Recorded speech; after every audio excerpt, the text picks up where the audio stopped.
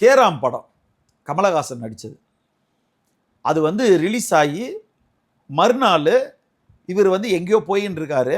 இவர் ஒரு படம் தயாரிக்கிறாரு. அது அந்த வேலையாக இருக்கிறாரு.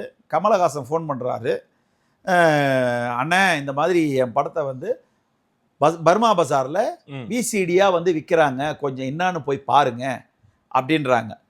இவர் சரி நான் பார்க்குறேன் தம்பி அப்படின்னு சொல்லிட்டு கமலஹாசன் சொன்னதுனால இவர் கிளம்பி பஜாருக்கு வர்றாரு. வந்தால் ஒரே கடையெல்லாம் மூடிட்டு ஒரே அடிச்சுட்டு இருக்காங்க ஃபுல்லாக, பஸ்ஸே வராமல். ஏன்னே தெரியாமல் நிற்கிறாரு. அப்போ தான் வந்து இவர்கிட்ட சொல்கிறாங்க, கமலஹாசன் உசைனி கிட்ட சொல்லியிருக்கிறாரு, கராத்தே பண்ணுறாரு அந்த உசைனி, அவர்கிட்ட முதல்ல சொல்லியிருக்காரு.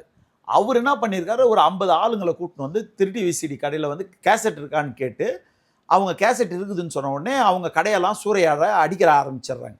அடிக்க ஆரம்பிக்க சொல்ல ஒரு 20 வயசு 22 வயசு பையன், அவனுக்கு படக்கூடாத இடத்துல பட்டு அவன் மயங்கி விழறான். அவனை தூக்கின ஹாஸ்பிட்டல் போகிறாங்க.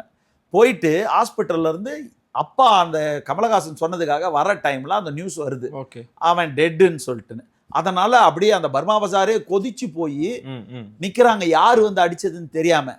அப்போ அப்பா வர சொல்ல, இவர் தானே திருட்டி விசிடிக்கு ராஜன் தானே வந்து மெயினாக வந்து எல்லா போராட்டமும் பண்ணுறது, உண்ணாவிரதமும் பண்ணுறது, அவர் தான் வந்து ஆள் அமிச்சு இவர் அடித்தாருன்னு தப்பான ஒரு செய்தியாக அவங்க கன்வெர்ட் பண்ணிக்கின்னு அவர் வந்த காரை எல்லாத்தையும் மடக்கி அடிக்கிறாங்க.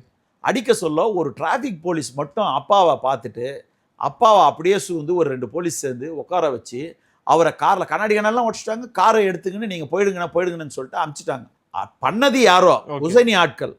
ஆனால் A1 கேஸு இவர் மேலே விழுந்த உடனே இவர் என்ன பண்ணுறாங்கன்னா, பாலச்சந்தரும் பாரதி ராஜாவும் அப்புறம் KRம் வந்து அப்போ வந்து கவுன்சிலில் கௌரவ தலைவர்களாக இருக்கிறாங்க ஒரு ட்ரஸ்ட்டுக்கு. இவங்க உடனே ஃபோன் பண்ணி அப்பாவை கூப்பிட்றாங்க. ஊர் ஃபுல்லாக போலீஸ் தேடுது.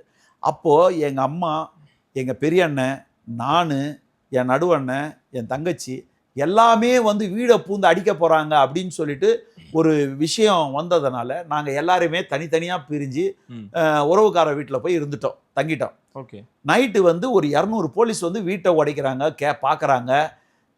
நான் எதிர்க்க ஹாஸ்பிட்டலில் சேர்ந்துருந்தேன். அப்போ ஒருத்தர் அவர் டிசியா ஏசியான்னு தெரில. நைட்டு சாப்பாடு எடுக்க அந்த ஹாஸ்பிட்டல்லேருந்து வந்திருந்தேன். இந்த இடத்துல அந்த கம்பை வச்சு உட்கார வச்சு எங்கே அப்படின்னு கேட்குறாங்க. நான் ஹாஸ்பிட்டல்லேருந்து சாப்பிட வந்திருக்கிறேன், என்னை வந்து கேட்டால் எனக்கு தெரியாது, நான் நேற்று நைட்டு எனக்கு உடம்பு சரியில்லைன்னு நான் ஹாஸ்பிட்டலில் சேர்ந்துருக்கேன், நீங்கள் போய் கேட்டுங்கன்னு சொன்ன உடனே அங்கே விசாரித்து பார்த்ததும் இவர் நேற்றுலேருந்து அட்மிஷனில் இருக்கார் அப்படின்னு சொன்ன உடனே நான் போயிட்டேன்.